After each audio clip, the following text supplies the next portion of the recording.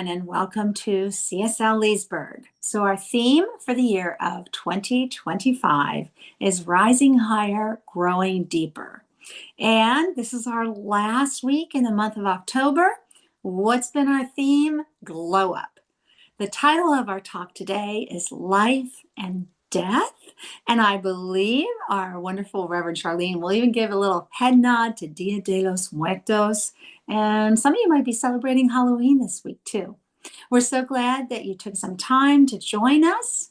If you have any prayer concerns or celebrations, please feel free to add those in the chat, and Reverend Charlene will be sure to include that after our service today, after our message, when we do our prayer portion of our service, which we call spiritual mind treatment. It's a form of affirmative prayer. So, welcome, sit back, relax, and enjoy our opening video. Please join us as we create our sacred space. We set our intentions of deepening into our awareness and practice of our 5 pillars of spiritual living by lighting this candle in our virtual world. Our first pillar is sacred study, represented by the divine quality of truth. We use this pillar to recognize the importance of an open mind and the power of our minds.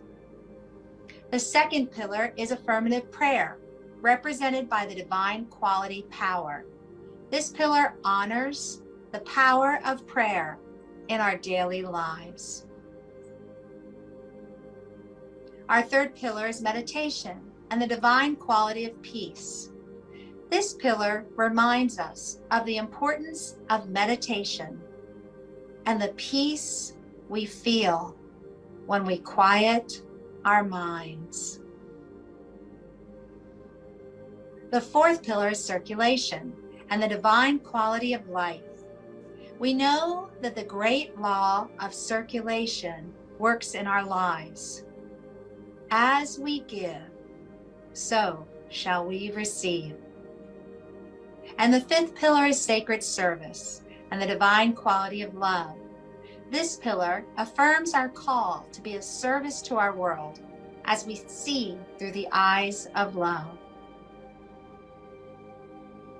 Let us close our eyes as we bless this sacred space and our time together.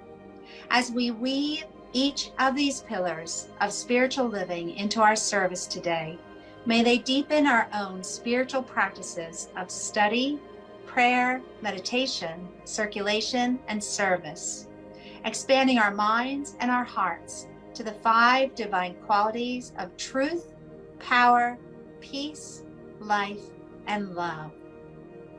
We also bless everyone who made our service possible today and everyone in attendance. May the energy of love that is generated here bless everyone abundantly, and so it is. All right, folks, now is the time for our meditation. And keeping with the title of our talk today and what I was reading in the journal, I chose the Bliss Breath meditation. We're going to talk about our breath and the exchange that happens when we breathe. So take a moment and just settle deeper into your chair. Relax your body. And a few deep breaths. Here we go. Inhale. Hold. Release through your mouth as you exhale. Inhale through your nose. And hold. And exhale through your mouth. Inhale again. And hold. And exhale. And I love that we're looking at some beautiful, beautiful trees. And just think how as we breathe in oxygen and release carbon dioxide, think about what those trees are doing. They're breathing in And they're releasing, and there's such a beautiful exchange that's happening. And we are all part of that. As you give, so shall you receive, as we say in our opening video with our law of circulation. So, bliss breath. Breath is life, right? What is death? It's the lack of breath. So as you got up this morning and you didn't even think about taking that breath, in fact, you were breathing while you were sleeping, all subconsciously, unconsciously, just breathing in and releasing. It's so natural. It's part of our day, it's part of our life. And as you breathe in that next breath, I want you to select a God quality, something that you would like to receive. Is it joy? Is it peace?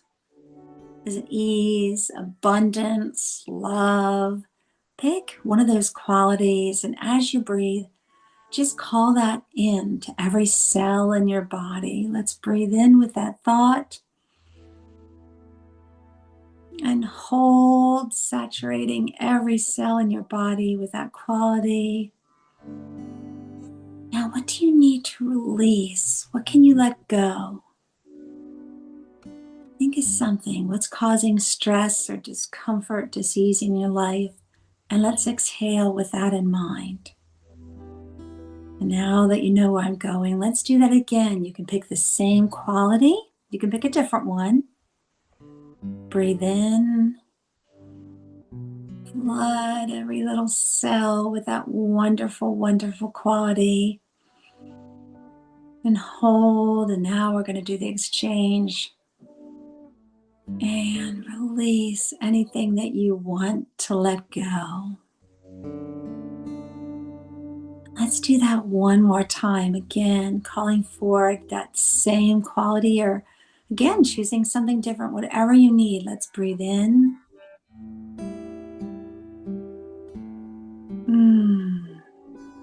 Hold, and that exchange. And let's breathe out.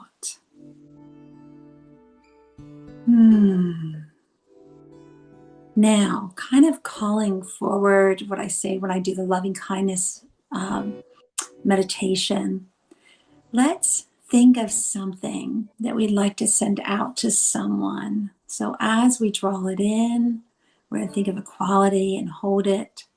And then when we exhale, we're going to send it out to that specific person. So let's breathe in and hold. And now we're sending.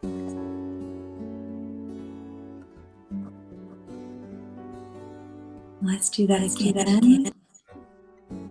Breathing in. Hold. And almost like we're adding power, we're adding energy to it, like a megaphone or a force, sending it out, out, out, out to that person that we have in our mind who needs that quality. And now, let's just think about our world. Think about those trees that I said we're doing that lovely exchange. They're just sending it out, not to one person, not just to you, not just to your neighbor. They're sending it out to the world. So let's think like those trees. Let's draw in a God quality, love, peace, joy, ease, acceptance. And let's be like the trees. Let's just send it out to the world. And let's do that again because it feels so good. Breathing in, balling up that energy because we've got to send it out far, far, far across distance. Here we go.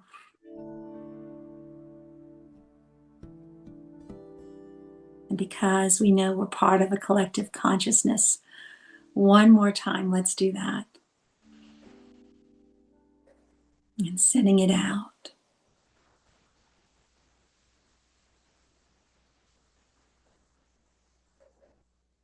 hope you felt the power of that. I hope every cell in your body felt the energy that you called forth. And let's just sit back in this wonderful state that we're in and enjoy some music by Leah. At the start of any given day, there is history and poetry. There is a play, and you're not in the audience. You are the star. So get out there and say, what you will make.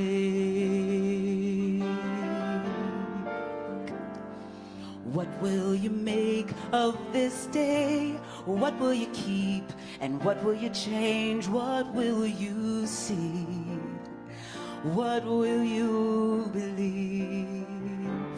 What will you make of your dreams? Will you keep sleeping, or will you awaken and decide what you will make of this day? What will you keep? What will you change? And what will you see? What will you believe? What will you make of your dreams? Will you keep sleeping, or will you awaken and decide what you will make?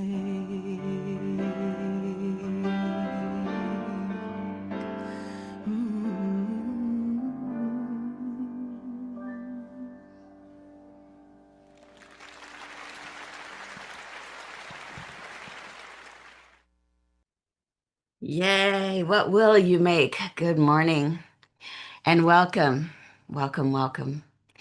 Today, and thank you, Tamara, for that beautiful meditation because it perfectly sets up the idea of giving and receiving, how we breathe in the idea of abundance. That was mine, abundance for myself.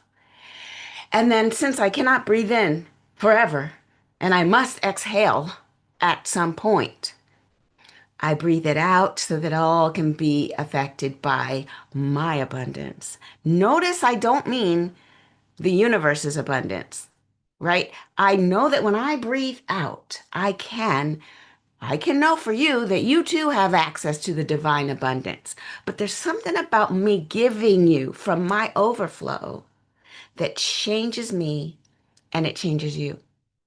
So welcome to Sunday. Now I know that next week is officially the Dia Tamara, Dia de, say it please. Dia de los Muertos. Dia the de dead. los, okay, Dia de los Muertos. Did I do it? Did I do Yes, it? you did. Muy bien. Don't ask me to do it again, but I can do it once. Okay. So what is that? That's the Day of the Dead. And you may have seen these celebrations in the past. You may have seen this.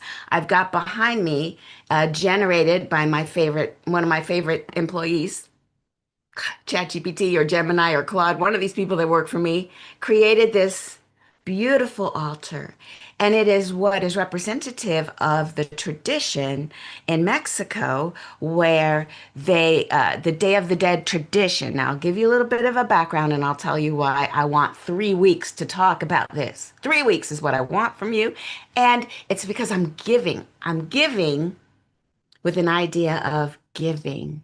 Now, work with me. So, honoring those who came before us, here it is. The core teaching is this: you are both an inheritor and an ancestor. You looking at me, listening to me right now, you are both an inheritor, one that received from your ancestors.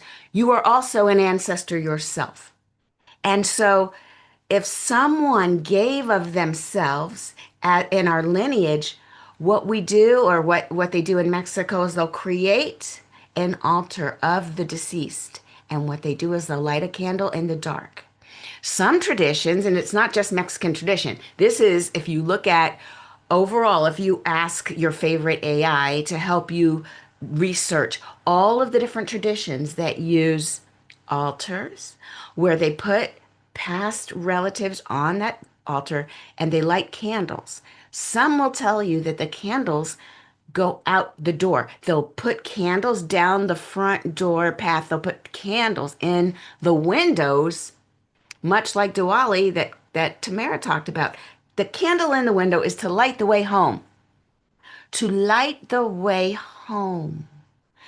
And so when we listen to Disney's Coco, we find that the moment we stop remembering our ancestors, that's when they truly die. It's not when they actually pass through this mortal coil and we put that into whatever is the next holder of their physical being. We know that their souls are are eternal. All of our souls are eternal. And so with this idea, we know that we've created a way of holding the memory and the legacy of our ancestors. And that's what that ritual is all about. So the Day of the Dead. And in the case of living and dying, now I know that the title of the talk is Living and Dying, so, or Life and Death. So what is it about life and death? Why are we so focused on the life part? And why, as a culture in the West, are we so, we do not like to embrace the idea of dying, so that when it happens, we are so unprepared for all of the feelings that might go through us. So I do want you to see that there is this power of good, this power for good in the universe, and we can use it. Do you recognize that quote? Ernest Holmes, this thing called you. There's a power for good in the universe, and you can use it. The universe is not poor. The divine eternal is not poor. It is lavish, it is abundant, and so are you. And I'm mentioning this right now for two reasons. For the past week or so, I've interacted with many of the people that are here, right here in the room, in the Zoom room. I've interacted with many of my colleagues in the Center for Spiritual Living. And it is that time for Conscious Giving program where you're going to fill in a pledge. Here's the pledge card from from the overall organization. And they've got a little thing where you're going to say how much you're going to give, fill in your name, lick it, seal it, peel it, put it in the mail. Now, that's great. We know, some of us know that the way that you practice divine abundance is through giving, and you give to the place that you're spiritually fed. That's the, but how many of us were raised in a world, in a church, where giving was some sort of badge of honor? You get to stand up and be part of the 700 club or the 1000 club, or they might even have people come down to the front. And if you give a certain amount that you're treated differently, it's people giving out loud so that they can get accolades from all the people around them. And it's a little gauche. It's a little like cringy. I don't want that for us. But unfortunately, many people come from traditions where as soon as the offering plate comes around, they're like, oh.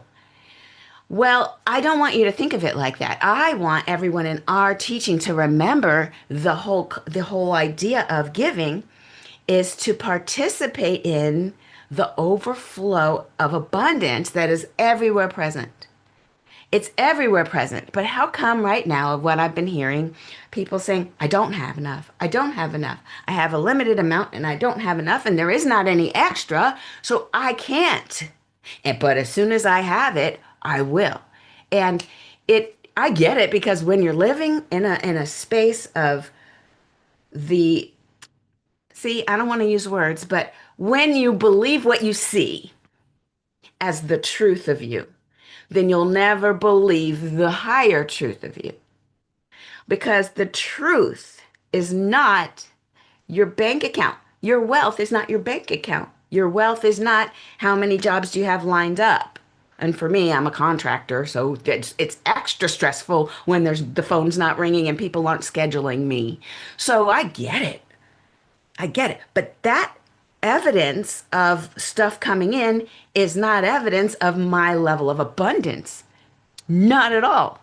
In fact, people they liken it to walking up to a fireplace and demanding heat without providing logs, some flint, and a bit of a flame. It's kind of strange to think that you would get heat from a fireplace that we have not provided all the resources for. So when we look for evidence of abundance before we get to the place of feeling abundant, we're doing it backwards. So for example, here's my example then. We're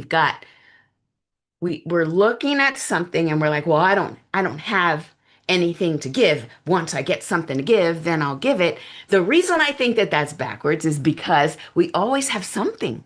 We are abundant. It's just that we need to expand our definition of what abundance is. We need to make it bigger.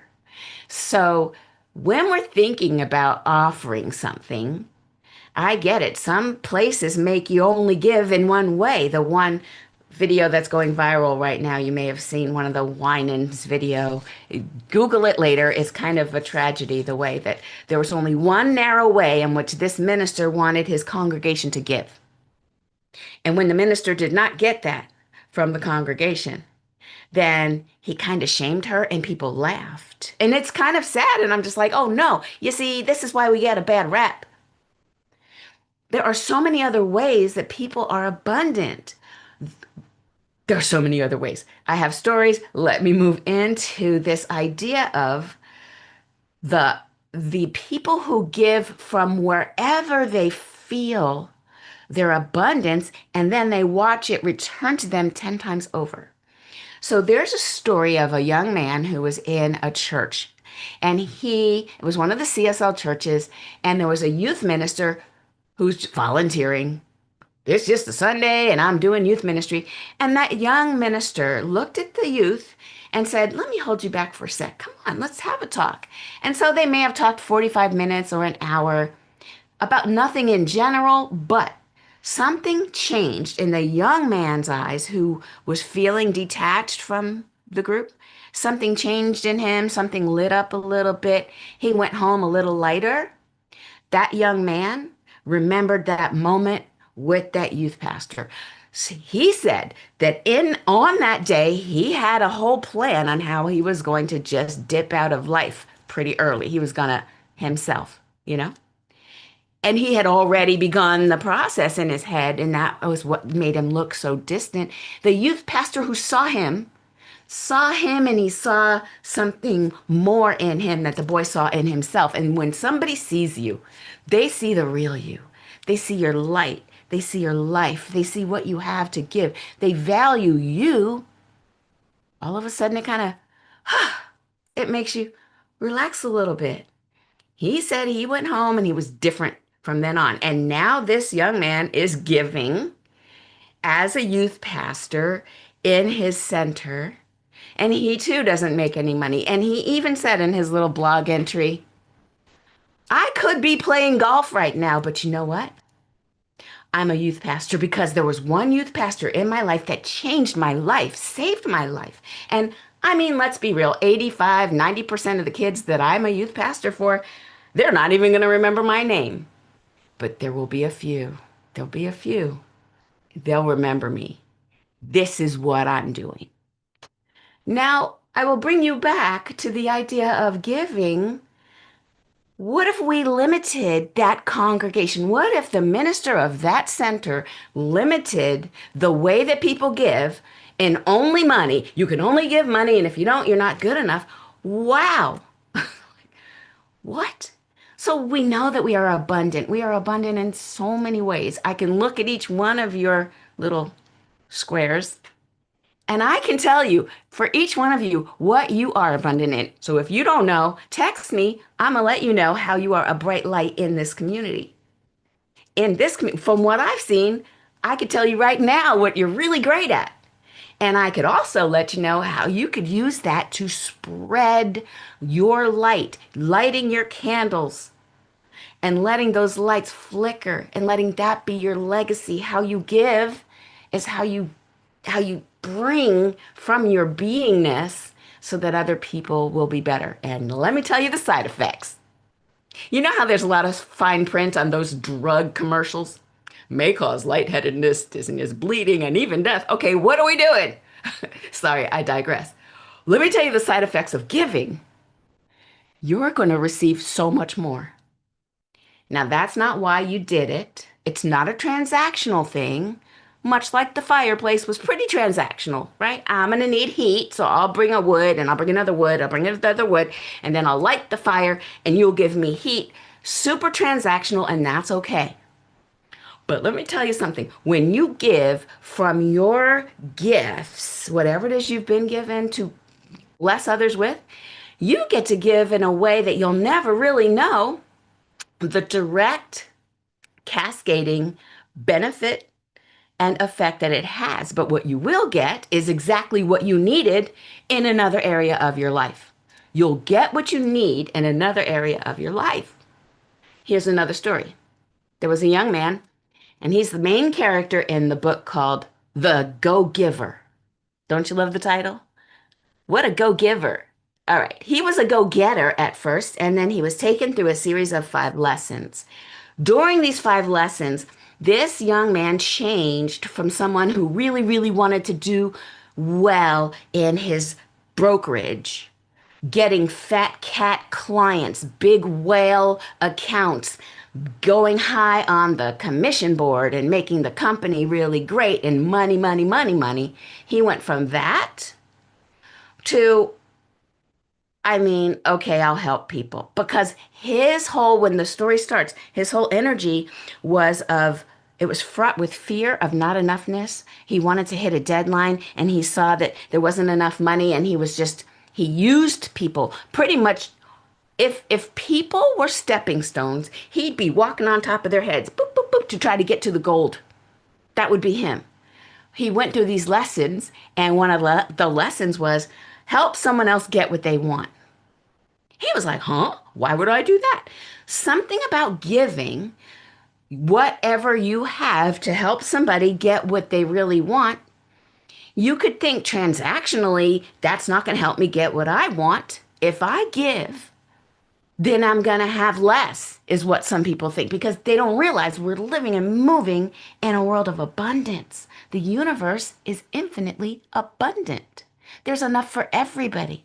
So when you give to help someone get what they want, the universe says, okay, I shall reward you. And then you're surprised because you didn't give it in order to get. You just gave it because someone told you to do it. This is how the book starts. Someone tells him to do it, and he couldn't understand it with his brain. And the guy said, you're not supposed to understand it with your brain. I'm going to need you to just do what I tell you and take notes. Tell me how it feels. So he, trying to get the big fish, he answers the phone, and he's about to close a deal, but his big fish decides that this guy's company is not the right company because they're not international. And before our young man and the leader of the story, before he hangs up the phone, he remembers his homework and says, dang it, I have to help this man get what he wants. So he says, hold on, before you hang up, let me give you the name of my competitor who happens to be international, and he reads off the contact information.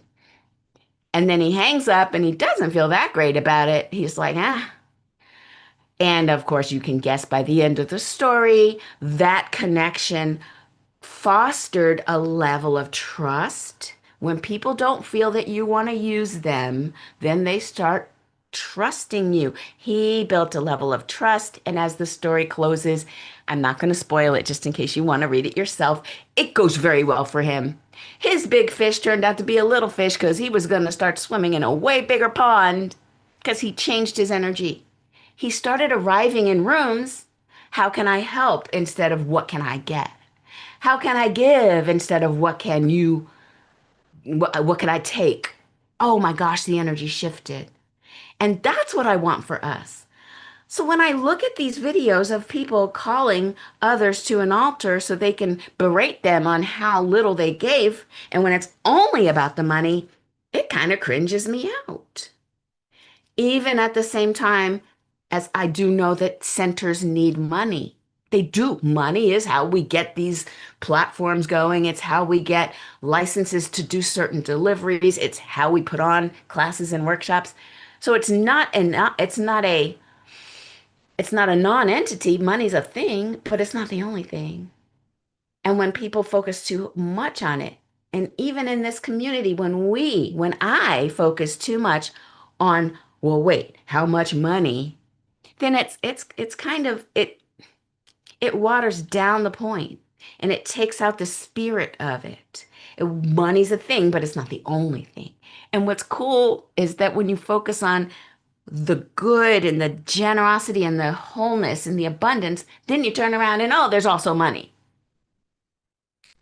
It's kind of wild, but it is also defined, completely outlined by Ernest Holmes in Science of Mind, by Florence Scovel Shinn in The Game of Life and How to Play It, by Neil Donald Walsh, Can We Talk to God? It's also in the Carnegie book of Making Friends and Influencing People. It's all of Think and Grow Rich, Napoleon Hill. It's all over the place. It's not a new concept that in order to grow in your wealth and in your feeling of abundance, all you have to do is give it, and then you'll receive it.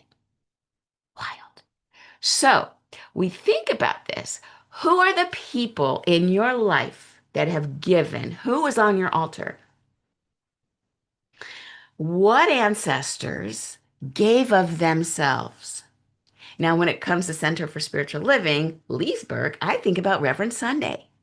She sat with a group of maybe 5 or 6 of the people. There was Kristen and Jerry and a few people that are no longer in our organization because they've either moved away or they've moved on in terms of what they want to go pursue spiritually. But they sat down and had a vision. They said, let's begin a center here in Leesburg. This is what we need. We are the inheritors of that movement on their part. And now we are the legacy. We'll be leaving a legacy for those that come behind us. And so the question does come to me. It says, what am I giving? And am I giving from the space of abundance, from I have this, how can I help? And so that's really amazing. There is one more story. Okay, so here is the circulation, law of circulation between generations. And this is back to the Dia de los Muertos. In the Day of the Dead celebration, offerings are not transactional. You don't put food on the altar expecting the deceased to do something for you. But you do put food on the altar as gratitude for what you've already received. So it's a gratitude. I know you've given to me, so here's an offering I give back to you. Think about that flow, that circulatory flow. It's the consciousness that is behind the giving. The idea of here is something for I have received so much. And if you want to get really metaphysical about it, we don't really own anything.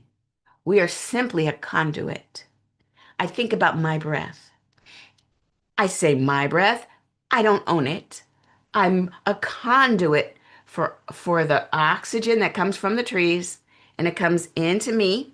And as I do my chemistry with it, with my lungs, I send out carbon dioxide, which guess what? Feeds the very vegetation that put out the oxygen. And so if we look at nature, it's breathing. I breathe out, it breathes in. I breathe in, it's breathing back out because I breathe out, it breathes in.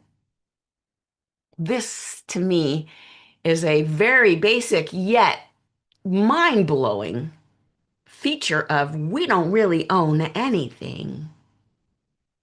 Our wealth, our well-being, our talent, all those things, it's coming through us, looking for a place to be given. It's looking for a place to land. And then it comes back in and it goes back out, which which makes me think about hoarders. Yeah. If you're hoarding wealth, then it could be a bit of a congestion in your conduits, like you have enough. Let's not hold on to too much. Even people who don't want to do their talent out loud because they're afraid. Let it go through. Your talent, not really yours. Just share it, give it, let it go through you. It's our identification with these things that keeps us stuck. And when we realize, oh, yeah, we're here while we're here, and then we pass on. And our legacy, what do we leave behind? It is whatever we gave through our beingness that helped someone else. So that is what our giving does. It's the altar. It's the altar that we're building. It's the legacy we're leaving. And so let's create our own Day of the Dead. As I wrap this up, let's think about those that came before us and then those that are coming behind us. Are we going to plant some seeds that create trees under under whose shade we'll never sit? Plant seeds that create trees under whose shade we will never sit. Let's go within for a prayer. Let me check to see the prayer requests. As we go within, just knowing that we are one with this divine presence, it has never left us. It is always here with us. The Creator has created its creation and is embodied by its creation. It is not absorbed in full by its creation. The Creator, the divine, the ultimate beingness is bigger than anything that we can see, touch, feel, or anything that has come in our experience. It's bigger than everything, yet it's also in and as everything. So if the universe, if God, if life itself is abundant, then I am abundant. If God, if life, if the universe, if whatever you call this experience, if it is love, then I am love. And if it's everywhere present, then it's right where I am. And it's right where you are. It's right where we are. So we have at our fingertips the ability to create from the vast, infinite possibilities that is the divine. And we can bring it into our creation and we can use whatever we have to bless others. So I speak my word in this awareness of our unity with the divine. I simply speak my word that all the people in Haiti, Jamaica, and any people in that area that are impacted by this Hurricane Melissa, that as it moves through that region over the next few days, that right in the midst of this seeming chaos, there is calm, there is peace, there is well-being, there is helpful hands, there are helpful hearts, and there's the presence of the divine, that all is coming together for the highest good. I speak my word that wherever there is any sense of upset, anything in our lives that feels like a hurricane, that even still, even now in the midst of that, there is peace. So I speak my word, peace, be still. Be still and know that the divine moves in through and as you anchor into this deep awareness. Know that this is the truth about all that is, and simply relax into it with gratitude, because that is its own practice. The gratitude of being able to breathe in and out, to be able to notice where people need help, and to be able to come to the rescue when we can, if we can, with high discernment on when we should. I speak my word that all is unfolding perfectly right here, right now. As I speak my word, the universe says, yes, it is all done. And so I simply watch as it unfolds. With gratitude, I release, I let it go, I let it be. Ashe, amen.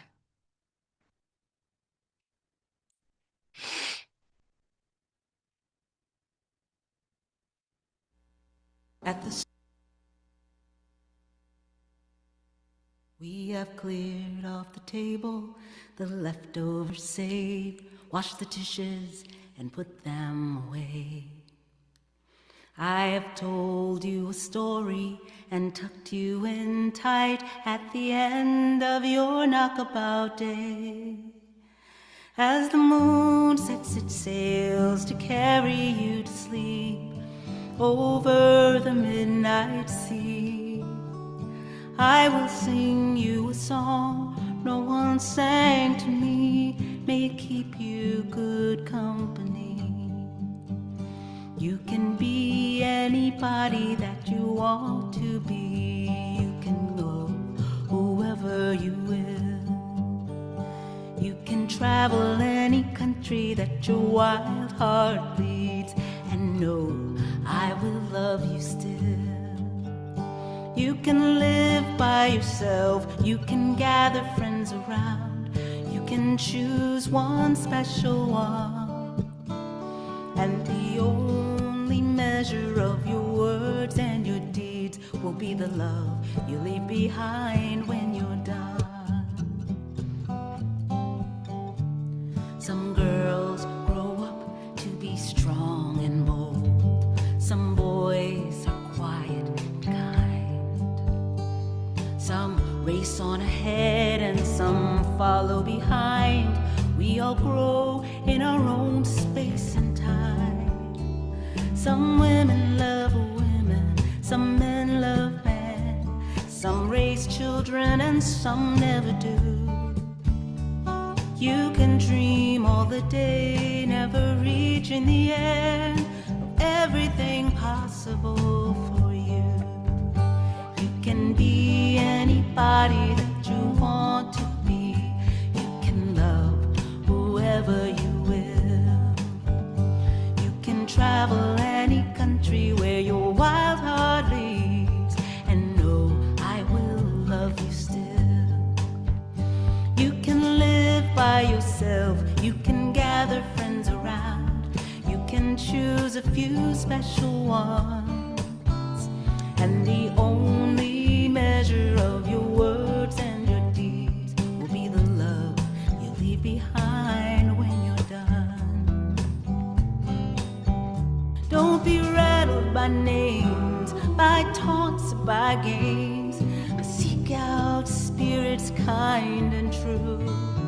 If you give this old world the very best of yourself, it will return the same to you. You can be anybody that you want to be. You can love whoever you will. You can travel any country that your white heart leads, and know I will love you still. You can live by yourself, you can gather friends around, you can choose one special one, but the only measure of your words and your deeds will be the love you leave behind when you're done. Will be the love you leave behind when you're done. Wow. Not fair to have to speak after that beautiful, beautiful song that matched up with the message so well. Thank you so much, Reverend Charlene. You made it all come together beautifully. That was fantastic. Woo! Okay, guys. You might be feeling like I am. Odds are that song just touched your heart too. So now is the time that we talk about our donations. You heard Reverend Charlene, and what you give, you receive, and we believe in the law of circulation, and we practice it. It doesn't just count to believe in it, you got to put it to practice. So you can see there's so many ways that you can give. Odds are you found a way that works for you, and we are so grateful. Like Reverend Charlene said, who feeds you spiritually? Because you give to CSL Leesburg, we're able to do what we do for you. We're able to come to you through this platform. We're able to offer the classes, the workshops, and we do this because you give to us. So we are so grateful. Thank you very much. Let's bless all of our gifts right now. The presence of spirit within me blesses everyone I meet, tends to heal everything I touch, brings gladness into the life of everyone I contact. Therefore, I am a blessing to myself, to humankind, and to the day in which I live. And announcements. This is the time of the year where we officially kick off our conscious giving. You might have heard me say last week. So the Leadership Council is putting together our budget for next year, 2026. It just sounds so weird to say that.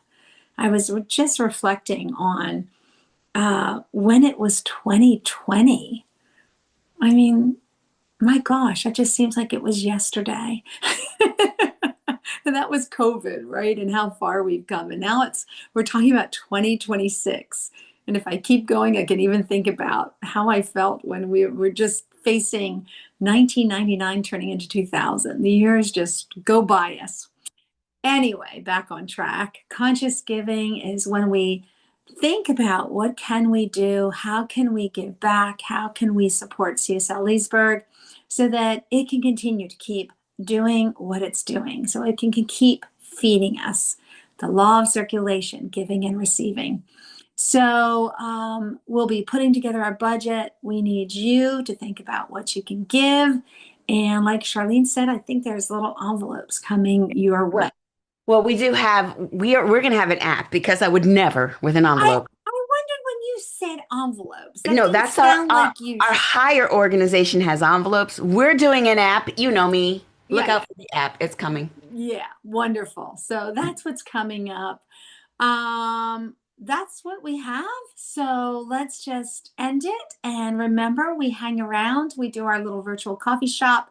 This is what we call Pearls. We talk about what really resonated with you, with the message, with the meditation, with the music.